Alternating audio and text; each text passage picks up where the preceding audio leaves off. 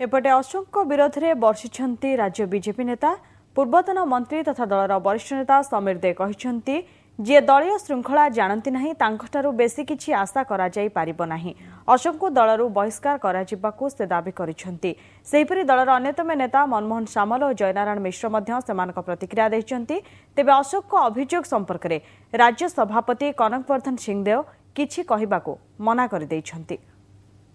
जड़े दायित्वहीनता लोक पाखु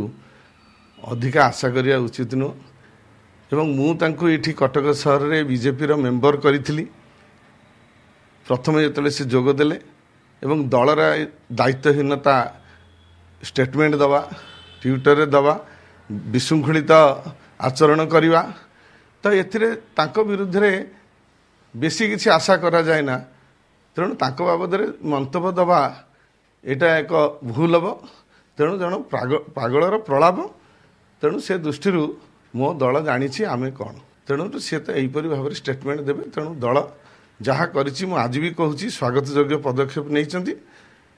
तेणु बहु आगुरी जदि करें कंधमाला निर्वाचन पूर्वर जदि करें आहरी अधिका भोट आम पाई था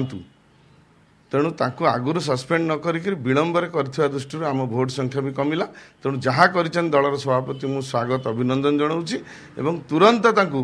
दलरू बहिष्कार करवा मुझे मत दाबी कर आम दलरू दुई थर इलेक्शन लड़ी सारी से दलर नेतृत्व पचार उचित था जे भाई तुम्हें दुर्नीति कर विषय तुम क्लारिफिकेशन दियो ना दल स्वच्छता आसुनी ये कथा कहवा उचित था सस्पेंड है निलंबन पर स्टेटमेंट देले से स्टेटमेंट अर्थ कौन जदि प्रमाण सहित देवे ताल ठीक अच्छे से तो निलंबन पर सब लोक करेंगे कौन गोटे नूतनत्व कौन अच्छे दल से दल विशृंखलता आचरण कले एवं श्रृंखलागत कार्यानुष्ठान ग्रहण करागला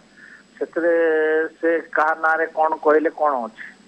से केवे हनुमान नथिले हनुमान सहित तुलना करवाटा भी ठीक नुहे से कौन केमतिया लोक समस्ते जानी